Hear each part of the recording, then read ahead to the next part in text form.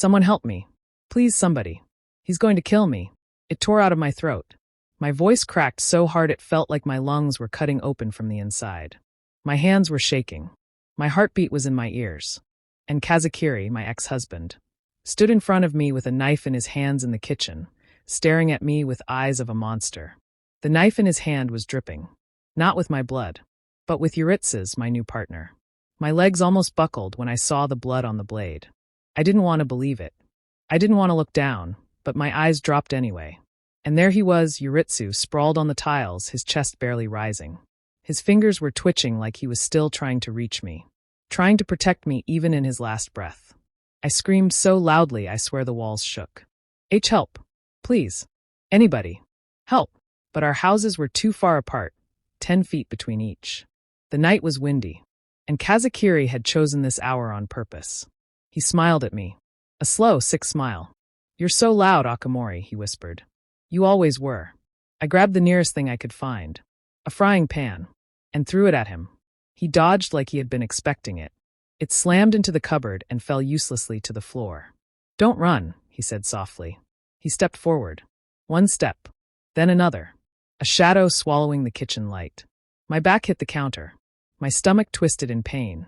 I could feel the little life inside me kick from fear. Or maybe that was just my imagination. I didn't know. I only knew I had to live. For me. For the baby. For Uritsu, who was dying because he tried to save me.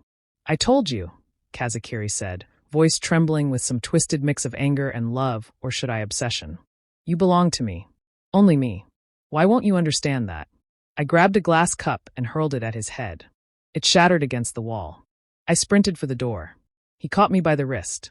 I screamed again, louder, hoping someone in the neighborhood would hear. You're hurting me. I cried. He yanked me back, his breath hot and furious. You hurt me first, Akimori. When you left me. His grip tightened. When you slept with him. His fingers dug deeper. When you got pregnant with another man's child. I threw my free hand backward blindly and hit him with something. I didn't know what I grabbed, but I swung. Hard. He staggered back for a few seconds. Enough time for me to break free. A sound crawled out of my mouth. I didn't even recognize it as my own voice. Kazekiri, why are you doing this? He wiped the blood from his cheek, and his eyes narrowed. Because I love you, Akimori. He said it like those 5 words were supposed to fix anything. They didn't. They destroyed me. People say you meet the love of your life by accident. I met mine under fireworks. I was working at a fancy celebration event in the city square. Just helping out, passing drinks, arranging the lights. I wore a simple uniform and kept my face down because the room was full of rich people. And then, I bumped into someone. Literally bumped into him. Kia, I'm so sorry, I said, stepping back quickly. He was tall, dressed in a black suit that fit like it was sewn into his skin. His hair was slicked back, his eyes were sharp, and his voice was deep enough to echo inside me. It's all right, he said. What's your name? Akimori, I whispered, embarrassed. He stared at me too long. Way too long. But I didn't understand it back then. I didn't understand the danger in his silence. I'm Kazekiri, he said. I've never seen you around. I'm just part-time staff. Good, he said. Then he smiled. You'll still talk to me, right? I didn't know what to say, so I nodded. That night, after my shift ended, he waited outside. He walked me home. He held an umbrella over me when it started raining. He listened to me when I talked about small things, plants, books, the stray cats near my apartment. He made me feel special in a way nobody had before. I didn't know it was obsession. Not yet. I didn't know that every step I took that night, he memorized. I didn't know he had already chosen me as his next target. We dated for 2 months.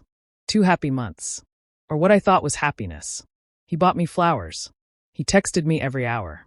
He asked about my day, my dreams, my worries. He told me I was the one. I was stupid. I believed him.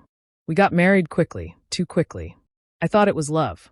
But the real Kazekiri showed himself the moment the ring touched my finger. The shouting started first. You're useless, Akimori. Look at you. Can't do anything right. Who were you texting? Don't lie to me. Then the pushing. The grabbing. The bruises on my waist, my shoulders, my arms. At first, he cried afterward. He said sorry. He kissed my forehead. He promised never to do it again. And then he did it again. He drank every night. He came home late with perfume on his clothes. He cheated openly, not even hiding it. When I tried to leave him and his crazy lifestyle, he locked me in a room. I screamed until my throat bled. Nobody heard. Nobody came. He controlled everyone around us. Only later, much later, I found out he had killed 2 of his past lovers. One for leaving him. One for disrespecting him. I should have run the moment I discovered that. But escaping him was not easy. I barely survived. The day I escaped, I climbed out through the bathroom window. I ran barefoot to the police station, a place I thought was safe and filled with hope. I filed reports. I begged them to believe me.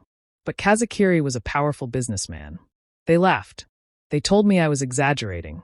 They told me, he's too busy to follow you around or do such things. Stop accusing him. At these moments I knew that I was only, that I have to fight for myself. I found a small apartment far away. I changed my number. I blocked him everywhere. That's where I met Uritsu.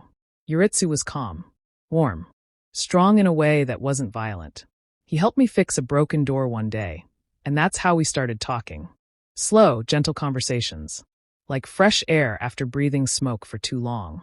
He didn't push me. He didn't question me. He didn't judge the scars. He was everything Kazekiri wasn't. And that made me love him. Kazekiri stalked us. He stole my spare key. He installed cameras in our home, hidden in lamps, in shelves, even in the freaking smoke detector. I kept telling Uritsu I felt watched. He believed me, but rejected the odds of us moving out. We called technicians to check. But Kazekiri had bribed them. They said nothing was wrong. He watched our every move and tried to kill Uritsu by damaging his car brakes. But he survived by crashing on a tree. He found out I was pregnant. I hid it at first, because I knew what Kazekiri would do. I was right. He did it. I crawled to Uritsu, still trying to breathe, still holding on to life with trembling fingers. He was stabbed so bad that some of his intestine came out. Kazekiri, please stop, please, I cried. He raised the knife again. My heart froze. You'll come back to me, Akimori, he said. Even if I have to remove everything that keeps you away. I backed up again, stumbling over broken glass, my hands slipping on the floor. He approached me slowly. In his eyes, I saw the man I once loved. The man I married. The man who pretended to care. But behind that, I saw a monster. You're mine, he whispered. You'll always be mine. I reached behind me blindly and found the landline phone. I grabbed it and pressed 112. Nothing. Not even a dial tone. He smiled. I disconnected it earlier, he said. A tear rolled down my cheek. My voice shook. Kazekiri, please don't do this. He crouched down in front of me and touched my face gently. So gently it made my stomach twist with fear. I love you, Akimori, he whispered. And I can't let you carry another man's baby. My whole body went cold. No, please don't. I tried to stand. He grabbed my arm. I twisted away. He grabbed me again. I pushed him back. He slipped on the glass. For a second, I thought I had a chance. I ran, but he caught my ankle. I fell hard. Pain shot through my stomach, through the life inside me. Kazekiri dragged himself up, his hair messy, his chest rising hard. Akimori, come back to me. I crawled backward, but he pinned me. Kazekiri, stop. Please. I'm begging you. And then, he lifted the knife. My scream tore the night open. Help. Please, someone help me. And that was the moment everything went dark. The knife came down. I thought that would be the last thing I ever saw in my life. But pain didn't hit me immediately. Just the shock, the weight of his arm, the cold floor under my back. Then a burning sting tore through my side, too close to my stomach, too close to my child. A sound escaped my throat, something between a scream and a gasp. Kazekiri. But he didn't stop. He raised the knife again. I kicked him with every bit of strength I had left. My foot hit his chest, sending him stumbling back for only a second. Only a second, but enough for me to roll sideways and drag myself toward the hallway walls. I could barely breathe. The pain spread fast, hot and sharp like fire growing under my skin. Behind me I heard his footsteps. Slow, heavy, stalking. Akimori, he called. Don't run. You'll hurt yourself more. Sounding like he cared. I pressed my hand against the wound. Warm blood slipped through my fingers and dripped onto the floor. Please. My voice cracked into a whisper. Stop. Come back to me, he said again. I can forgive everything. Forgive? Uritsu has already died. Our child was fighting inside me. And Kazekiri was talking about forgiveness? I'm the only one that's in the position to say that, not you. I tried to stand, but my legs trembled too hard. I fell back to my knees. He walked toward me slowly, like a man wading into water, step by step, calm and confident. You've always been dramatic, he said softly. I didn't even hit the baby. If you stop resisting, nothing else has to happen. Nothing else. That meant he wasn't done. Not yet. My body shook. My mind screamed. I reached blindly along the wall, searching for anything, a frame, a shoe, a broom, anything. My fingers touched something metal. A fallen umbrella. I grabbed it, swung it behind me without looking. The tip struck his shoulder. He hissed in pain. I didn't get to enjoy it. His palm crashed into the side of my face. Not a slap. A hit. My head snapped to the side. The umbrella flew out of my hand. I collapsed against the wall. The whole hallway spun. Kazekiri crouched down in front of me. He wiped a tear from my cheek with the back of his fingers. You're mine, Akimori, he whispered. You forgot that. But I'll remind you. I didn't know if I was crying from pain, fear, or the hopelessness sinking into my bones. Kazekiri, I whispered, tasting blood. You killed him, you killed Uritsu. He lowered his gaze for a moment, looking almost bored. Don't say it like that, he murmured. He got in the way. He loved me. He looked at me sharply. Then he smiled, a broken, chilling smile. And I love you more. His fingers curled around my chin. I tried to pull away, but he held me still. You were supposed to stay with me.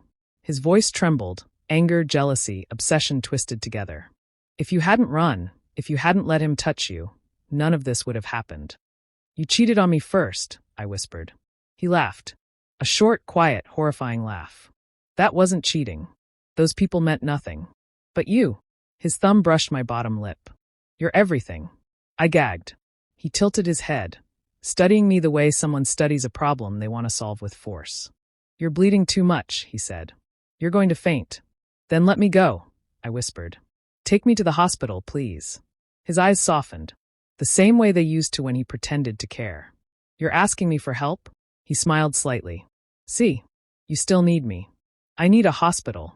He shook his head. No, I will take care of you. I can't have another person touching you. We can't have that. We. He said we. I felt sick. Kazekiri, the baby, please, my baby. His smile vanished. In an instant, his expression darkened, a storm sweeping across his face. Not your baby, he said coldly. He leaned closer, voice dropping. That thing is the reason you still want to abandon me. My breath hitched. No, no, please. He shoved me to the floor. The pain exploded so hard I couldn't scream. Only a choked sob came out. He raised the knife again. Don't worry, Akimori, he said softly. I'll make this quick. After tonight, you won't hurt anymore. And I won't lose you again. He lifted the blade. A sudden, violent banging hit the door. Kazekiri froze. My heart launched into my throat. The neighbors. Finally. Had they heard me? Is everything okay in there? A man's voice shouted from outside. I heard something break. Kazekiri's eyes widened. Not with fear. With fury. He grabbed my arm and dragged me toward the living room. Don't say a word, he hissed. If you shout for help, I swear I'll cut out your tongue. I tried to scream anyway, but my voice was too weak, stuck in my throat like glass. He pulled me behind the couch, out of view of the windows. The banging continued. Akimori, the man outside shouted. Are you home? I opened my mouth to answer, but Kazekiri's hand clamped over it. He pressed hard enough to bruise. Akimori lives here, the neighbor shouted again. I'm calling the police if you don't respond. Hope shot through me so fast I shook. Kazekiri felt it, and dug his nails deeper into my cheek. You think they'll save you, he whispered. His breath hit my ear, warm and hateful. You think anyone will believe you over me? My vision blurred. But they'll be here soon, he muttered to himself. He stood up slowly, chest rising and falling quickly. He glanced toward the kitchen, toward Uritsu's dead body, and cursed under his breath. I felt like stabbing him back, but my strength was against it. Akimori, don't make this harder. I still love you. I shook my head weakly. No, you don't, you never did. He knelt down beside me, brushing my hair away from my face. I did, he said softly. I still do. I just need you to listen. But he didn't wait for an answer. He grabbed my arm, hoisted me up roughly, and pulled me toward the back door. We're leaving, he said. And no, my voice was barely there. I don't need a monster like you in my life again. Akimori, he said through clenched teeth. I will not lose you again. He dragged me toward the door. My blood smeared across the floor. The pain in my stomach pulsed harder, sharp, deep, terrifying. I couldn't tell if the baby was still okay. I couldn't feel anything except fear. My foot hit something on the floor. Something small, cold, familiar. Uritsu's phone. I stared at it. Kazekiri didn't notice. The neighbor banged on the door again, harder this time. Police are on the way. Kazekiri cursed loudly. He bent down to grip me tighter, pulling me up roughly by the shoulders. Pain shot through me, but adrenaline pushed me to move. My hand shot out. I grabbed the phone. I shoved it under the couch. He didn't see. Akimori, stop resisting, he snapped, shaking me. I cried out. The front door handle rattled, the neighbor trying to push it open. Akimori, answer. Kazekiri grabbed my jaw, forcing me to look at him. I'm doing this for us, he whispered. No, I breathed. You're killing us. His face twisted. Hurt, anger, obsession twisting together. His fingers tightened around my jaw. His eyes shook like something inside him finally snapped. You shouldn't have said that, he whispered. The neighbor's voice thundered again from outside. But Kazekiri panicked. He grabbed my wrist. We're leaving. Now. And no, please, please. I begged, my voice barely loud. He dragged me across the living room, each step burning fire through my side. I tried to pull away. I tried to hold on to the wall. Let me go, I sobbed. I just want peace. I just want my baby to live. His jaw twitched. That baby ruined everything and I hate it, he growled. He raised the knife. Kazekiri, stop. I screamed, but my voice broke halfway. He looked at me with empty eyes. You should have been mine until the end. He pushed me against the wall, and for a moment I thought he just wanted to restrain me. But then the blade came down. Cold metal tore into my stomach.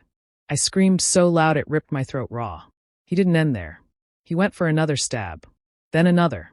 My heart and soul gave out. Blood flooded down my shirt, warm and thick. I slid to the floor, gasping, choking on air. He stood over me, chest rising and falling fast. Akimori, his voice broke. Why did you make me do this? My vision blurred. Everything looked softer, darker, like someone turned off the world's brightness. Kazekiri knelt down in front of me. I loved you, he whispered. His voice trembled. His fingers brushed my cheek like I was still his. Sirens wailed outside. Police cars. Several. Red and blue lights flashed through the curtains. He looked toward the door, breath shaking, panic flooding his face. Stay with me, he whispered. Don't leave me. Don't die. Don't. My fingers slipped off his hand. My head tilted. Everything faded. It wasn't loud. It wasn't painful anymore. It was quiet. It was finally quiet. The front door burst open. Freeze. Drop the weapon. Kazekiri turned slowly, still holding the bloody knife. He didn't run.